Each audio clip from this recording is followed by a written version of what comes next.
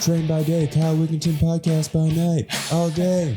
Carleen with LemoNaid. With LemoNaid. Welcome to the podcast. Thank you for having me. Yeah, so I was telling you this, or I was actually told about you, I guess it was last weekend in an unreleased podcast at this point, but that you had a dream. I did. And then you followed that dream. I sure did. That's very interesting to me because I think that there's something with the subconscious and the dreams. Absolutely. Yeah. So how did it happen and what made you follow that? Yeah. So we being my son and I, had been in Mexico for the second time, Oaxaca, Mexico, for about a month this go round. We had went last year for about 5 months, and I was stupid excited to get back because life was just at peace there.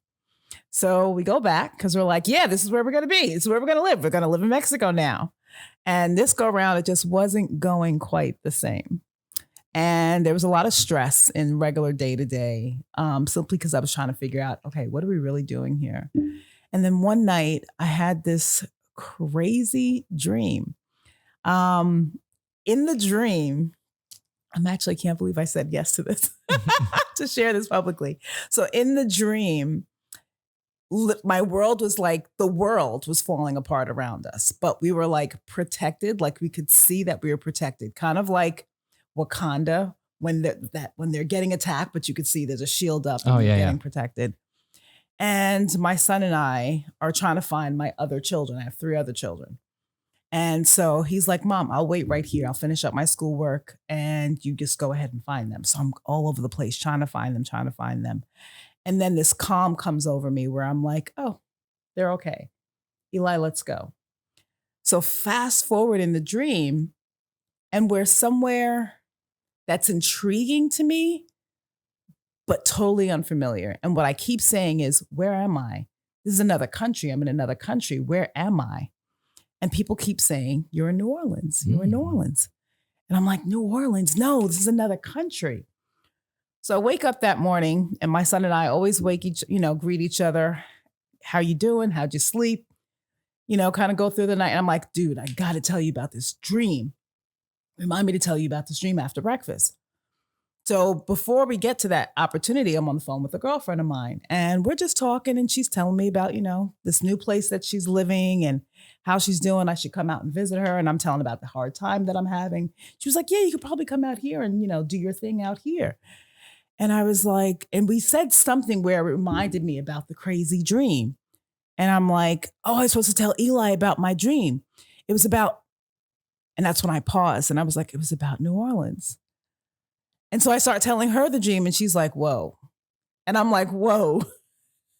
And I know it sounds crazy, but most of my life, I've followed my crazy dreams. Mm-hmm. And so literally probably about 2 weeks after that, my son and I arrived in New Orleans. That's wild. And so you found success in following your dreams as well, right? So far, so good. I mean, and success for me is always just a better life, right? Exactly. Yeah. That's it. Exactly. It's like finding myself. There was an uncertainty where we were before, and now there's like hope is alive again. Mm-hmm. It's like we're somewhere new, but it's the familiarity of community is what we're finding here. Yes. In New Orleans, that's a big part of it for everyone that moves here is the fact that everyone is happy in life. Like and they're willing to help you out and help you. It's so crazy. Exactly what we've been feeling since we've gotten here. Yeah. I don't think there's any other city I've ever felt that in either. Yeah. And I felt that in other places. Mm-hmm. And that's what I mean about that familiar, you know what I'm trying to say? Familiarity.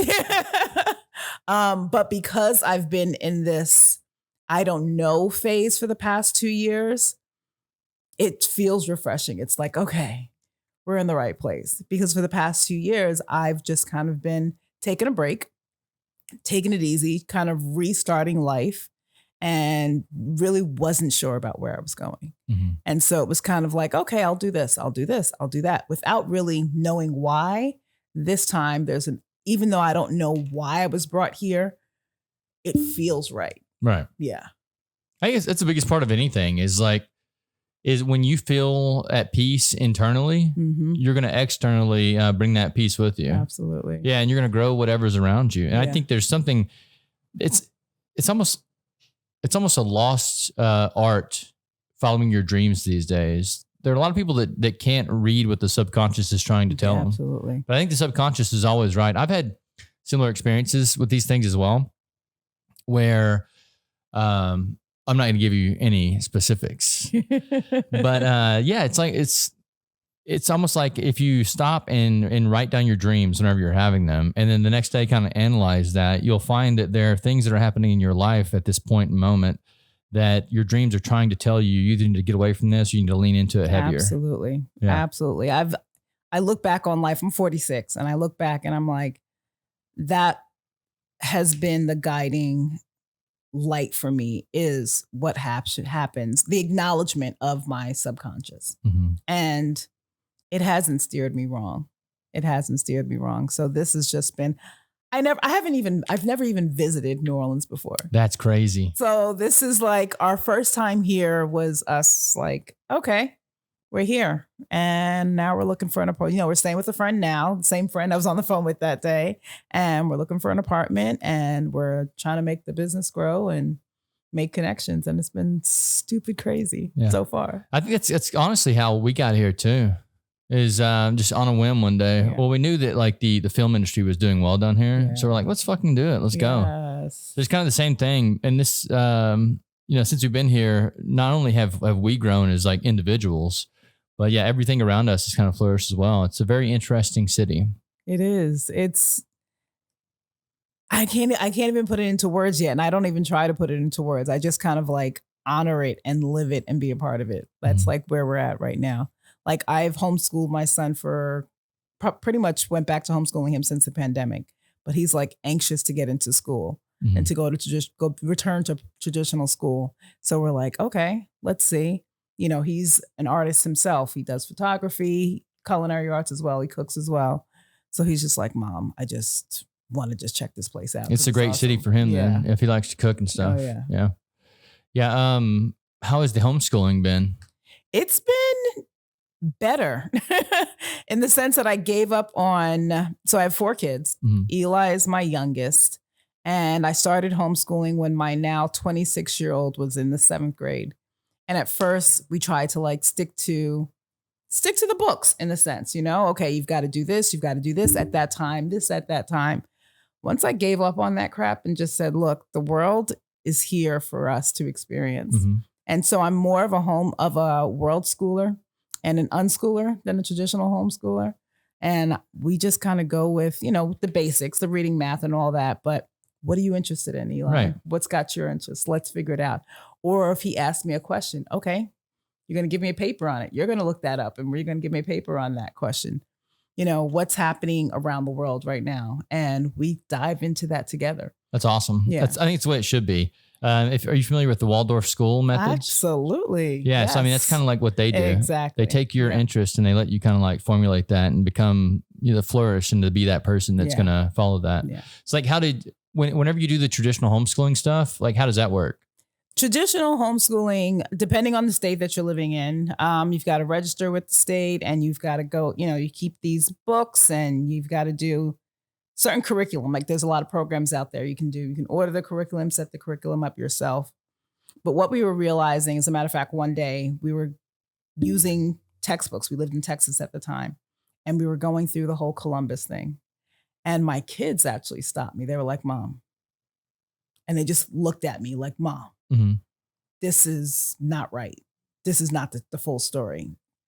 And I was like, that's when I realized, okay, wait a second. What the hell are we doing using the same textbooks that we know aren't telling the complete truth? And so then I literally just started looking for other ways for my kids to learn about the world. As a matter of fact, there was a dope book that I actually need to get back to it.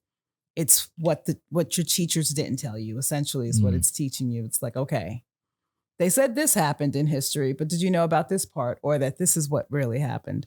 Like we're coming up on our crazy holiday, right? Thanksgiving. Yeah. There's so much more to that.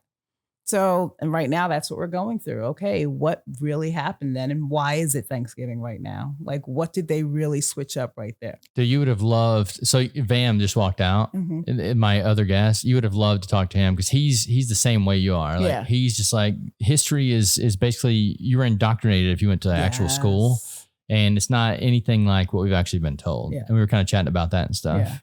So very cool stuff. I love it. Yeah, I basically use these holidays to because I'm not from here. I use these holidays to get back home and like go see my family and stuff. So I mean, there's still good that comes out of these. Absolutely, yeah. But yeah, the initial, I guess the initial way we were taught to believe in these things, they're a little different. They are, yeah. And exactly taking the opportunity. Okay, so now you have time off work or things are closed, so you take that time and you honor your friends, you honor your family, you honor yourself. But also keep in mind, there's a whole lot more to it there.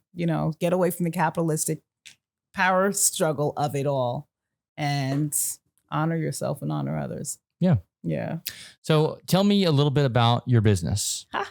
LemoNaid. So I started my business 12 years ago. And I started because I was going to lose my house. We weren't going to have a place to live. And so we started having yard sales. And at these yard sales, I would make hot cocoa and coffee and muffins and things like that. And people thought that stuff was for sale at the yard sale. It's no, but maybe why not? Yeah. Started switching that up. And just to make money, I started getting orders, cake orders, things like that. And probably a few months after that, I started a catering company. I was like, okay, I'm making money from cooking my food. Let's go with it. Me and my kids don't drink soda. Well, I should say I don't drink soda because I'm sure my kids sneak soda. I don't drink soda. So when people would order from us, we would always make lemonade. And I started getting crazy with the lemonade. If you were ordering jerk chicken, I'm probably making you a mango pineapple lemonade. Ooh. So we'd had fun with that. And my first year in business, starting a catering company, I forgot if you're not booking 3 to 6 months ahead, come summertime during, big season, you're dead. There's no money. So I was like, oh God, what am I going to do? So we started selling our lemonade. So that was great.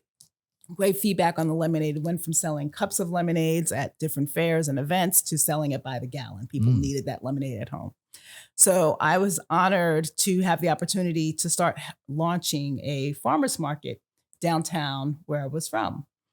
But we found out the week of the farmer's market that we couldn't have any food that was ready to eat or drink on site because it would compete with the other restaurants in the area. Okay. And so I was like, well, I don't want to just be the manager here and just twiddle my thumbs for 4 hours every week. So jokingly, I was like, well, I'll take the water out. They can't drink it if I don't add the water to the mix, and they can mix, add the water at home. That's dope. Well, that was almost 10 years ago. It was 2016. And the first week that we did that, we just took the mix before we added the water, put it in a bottle, gave people instructions on how to add water and make it at home. We made more money that one day than we did at our cafe the whole week. Yeah. And I was like, oh, this is it. It's a product. Okay. And it's just kind of gone from there. We would make flavors like vanilla rosemary lemonade, ginger rose, hibiscus guava. This time of year, our 3 that we have going right now is cranberry sage, pumpkin cider, and apple pear. And they are so good. Like, it's number one, I've been making lemonade for as long as I've been a mom. So almost 26 years. That's just something I always did with my kids. That was something we did together. But to do it as a business, and I've done it as a business with my children. Eli was born the year we started, 12 years. Doing farmers markets, it's just been amazing. And I let go of it over the past 2 years because I was coming out of different health things. But recently, as a matter of fact, I think when you were first told about me, the name was Rose and Peony. And that was the name of the business because I was transitioning out. I was like, oh, I don't think I'm going to do that anymore. When we did our market here, it was our first market in a few years. I realized the branding wasn't transitioning. I lost sight of why we started it. So the name LemoNaid or LemoNaid came from Eli, the way he used to ask for lemonade. He would say, Mama, can I have some MONADE? And so the proverb, when life gives you lemons, make lemonade, it holds so near and dear to me because it's like, yeah, no matter what life gives you, go ahead and make the best you can out of it. Yeah. So it's like, I was like, you know what? I need to pivot back. LemoNaid is who we are as a business, as a brand, as a people. No matter what life throws at us, we're going to make the best of it. So went back to that branding, and the product has been received well here so far. I love that name, by the way. you. LemoNaid. Yeah, I think it's awesome. As soon as I saw that, I was like, yes, that's going to sell. Yeah. Are you still doing the powders, or are you doing so we do. So actually, I have a treat for you too. I brought a bottle or two for you to pick out and see which one you'd like. I love treats. So this is the apple pear, and this is the cranberry sage. Oh my God, look at these. Look at these bottles. Look at this. It's so amazing. It's so good. I would like the cranberry sage. Yay! Yeah. There you go. Yeah, should I try it now, or like do I need to wait? Want to grab some water? You can. I mean, you can drink. So if you try it now, it's just the syrup. This bottle will give you about 8 to 12 servings. Okay, so if I have a little bit of water here. Okay, yeah, throw a splash in there. I'll let you. Yeah, because I don't want to mess the mixture up. Okay, let's see. So that's a little touch of water. Yeah, it's not too much water. So you really don't need much. I can get a little sage in there. Like you really don't need a lot. You can go for more if you'd like.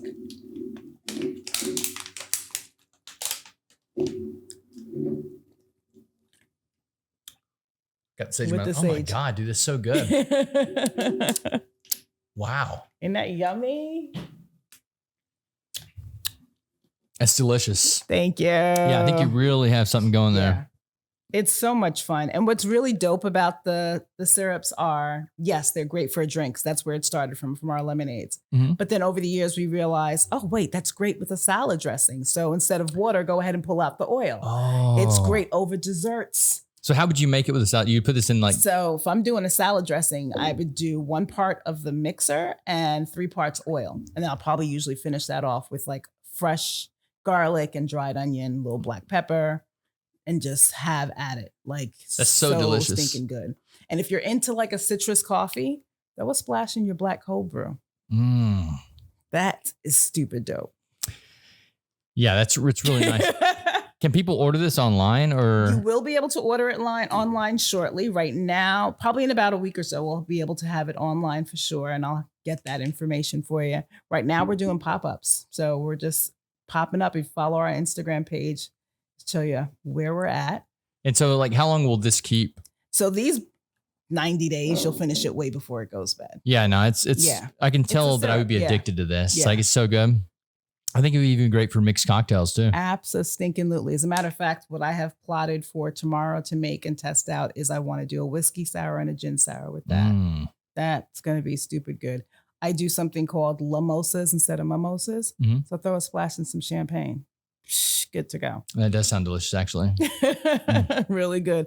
I just did, but we have the pumpkin cider one. I just did a sangria, like a little festival sangria. Ooh. And then warmed it up. You got a mulled wine there. Like the pumpkin cider is like people are like, pumpkin, I don't know. It's like pumpkin pie in a glass. No, pumpkin cider sounds delicious. It's so good. So it's the pumpkin puree. We do apple cider vinegar, orange juice, cinnamon, nutmeg, cardamom, ginger, vanilla. This is for the syrup?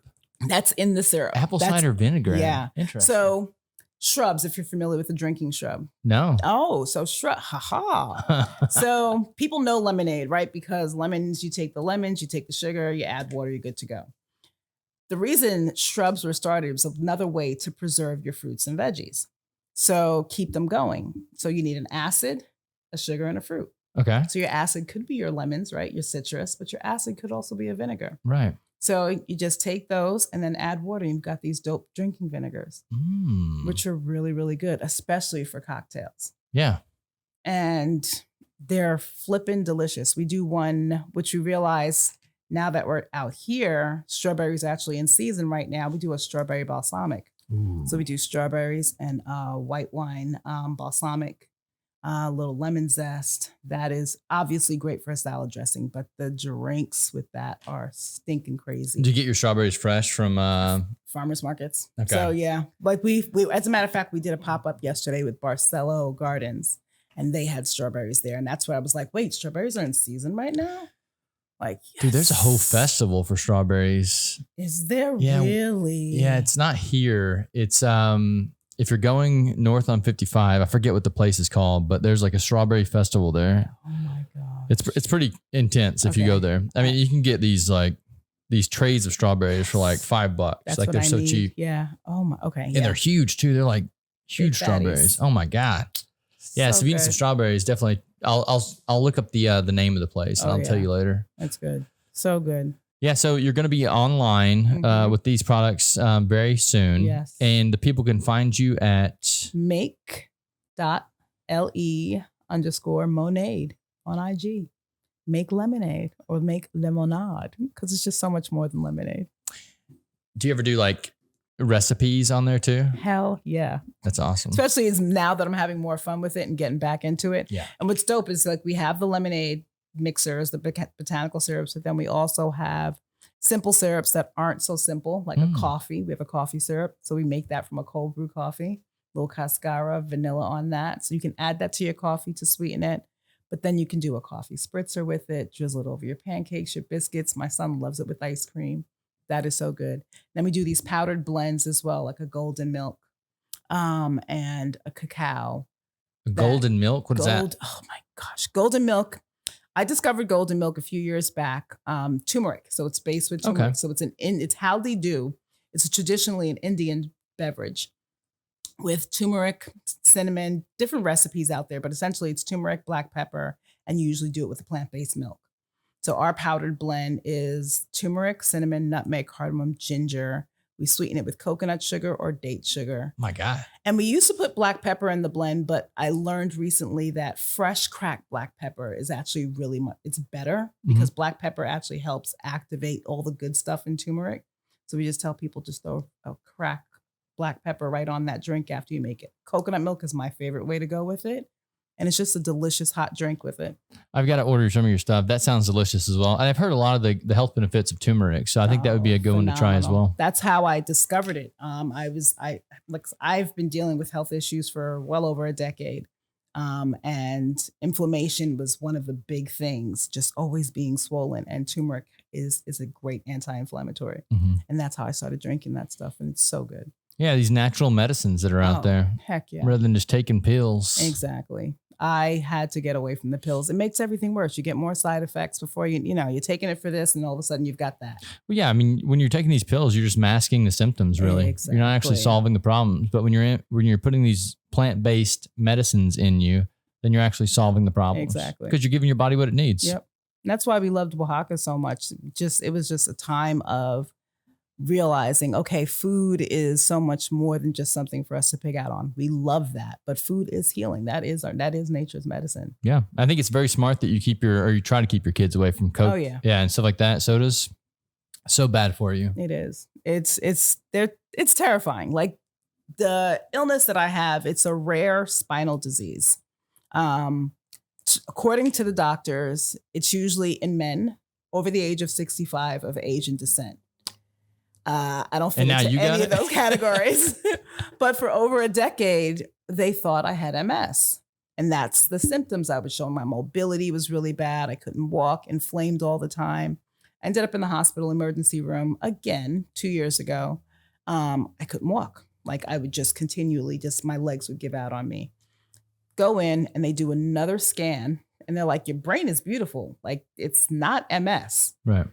So they do CTs and blood work and this, that, and the other. And they realize it's something called OPLL, ossification of the posterior lumbar or longitudinal lumbar. Basically, all the soft tissue in my spinal cord calcifies and turns to bone. Wow. So for over a decade, my spine was basically crushing my spinal cord and all the fluid flowing. So the fluid was not flowing through my spinal cord, which was triggering the not moving, the numbness, the horrible symptoms I had. So I did 2 spinal surgeries. So about a third of my spinal cord is rebuilt. So I'm like bionic woman, a little something How now. do they even do that? That's wild. Dude, it was insane. That's what this gorgeous scar on the front is. And I've got a great big, large matching one on the back. Was in a wheelchair for a while, wasn't walking. What do they have to do this one for? So this one is to remove all the bone from the front of my spinal cord. So they removed all the bone from here. So you're having issues up here and in the back? Oh yeah. So basically, we forget how much is really our nervous system is controlled throughout our spinal cord. Like my hands, I'm a chef. I cook for a living. I couldn't use a knife. Walking, lifting my arm for your entire body, time. essentially, right? Exactly. Literally head to toes. Mm-hmm. Horrible for over a decade. And I just pushed through it all. I would have spasms. It would look like I was having a seizure. I would just have these spasms out of nowhere. My arms and legs would flare.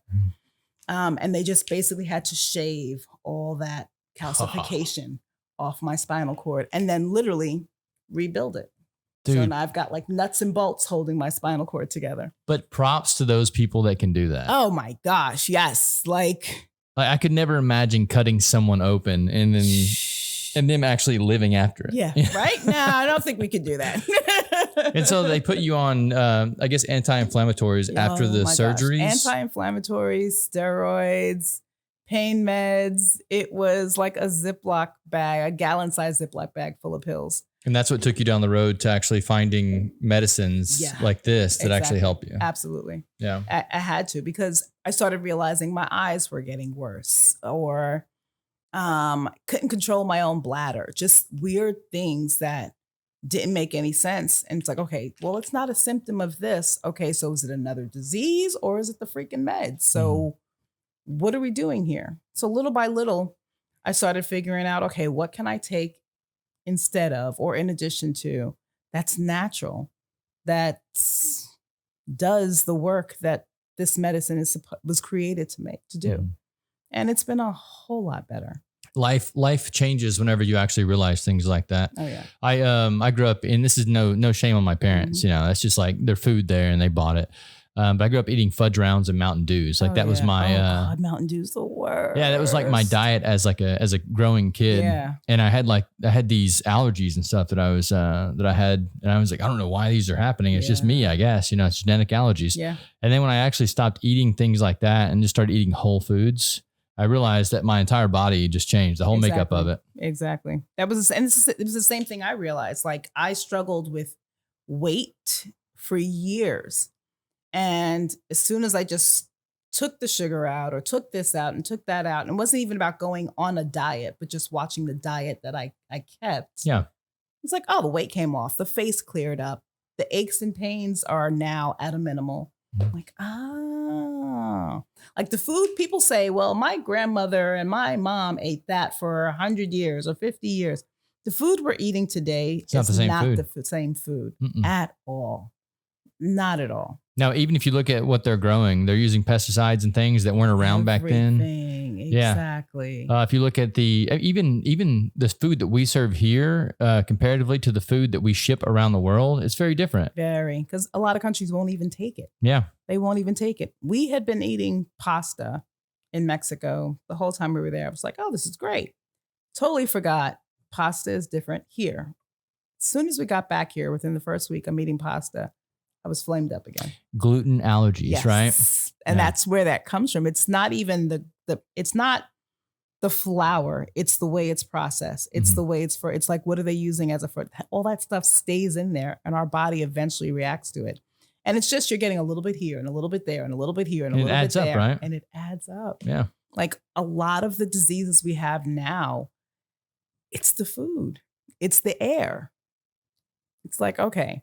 And it's not to say, it's not the fear mongering that's there. It's just be a little more cautious, make small changes here and there, be a little bit more aware. It's going to make a difference, a hell of a difference. It really does. Yeah. No, I think it's a blessing that you're not only in New Orleans, but that you're in the world. Yeah. So never stop preaching that message. Thank you. And thank you for the awesome products. And yeah, I'll cherish this, and I'll try to get some of your other stuff to have in the bar. Oh, yes. Yeah. So anything else you'd like to leave us with today? Be good, be happy, be well. And if you'd like to remind the people one more time where to find you at. Yes, you can find me on Instagram at make.lay_MONADE. Make lemonade. Yes, and I'll post a link to this under the podcast too. So if you just want to click the link, it'll take you right there. Awesome sauce. Thank you for coming in today. Thank you for having me in. This is awesome.